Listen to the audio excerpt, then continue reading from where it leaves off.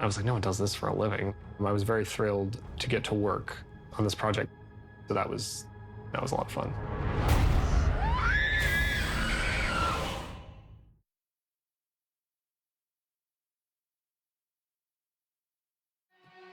Who do I play? Well, let's just say she's been called the Bloody Bride.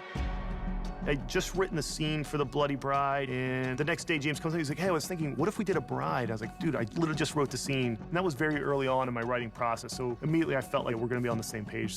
Okay, cut. Gary being so good at creating scares in the proper atmosphere. At first, it can be just an apparition of the Bloody Bride. It's enough to scare the bejesus out of you. My appearances are often accompanied by the Annabelle doll being somewhere nearby. I just thought haunting imagery of just blood against this white fabric of something that's supposed to be so pristine all the time. It's very ghostly imagery. It was fun creating that backstory too. I've made up my own horrific backstory. Gary gave me a great tool, and then he kind of let me figure it out on my own. She's really the ultimate bridezilla, Bloody Bridezilla. I do some very bad deeds in this dress.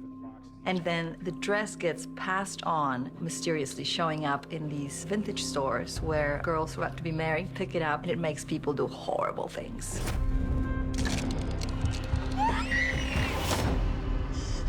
Daniela. You know, you think about these little stories, and maybe they're future movies, maybe they're not, but they all have these little short stories for this movie, and if you want to know more, maybe we'll tell it. This is all great. One of the most fun things about these movies are that you get to really show and present the character as a real person.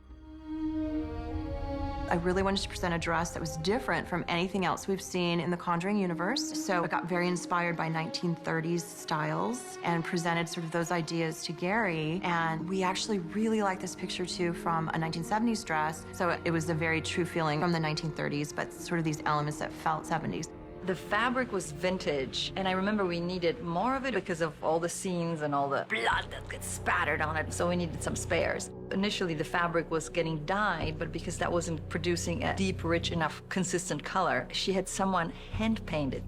It was so much fun to take all these different period-correct dresses and sort of gravitate towards different elements.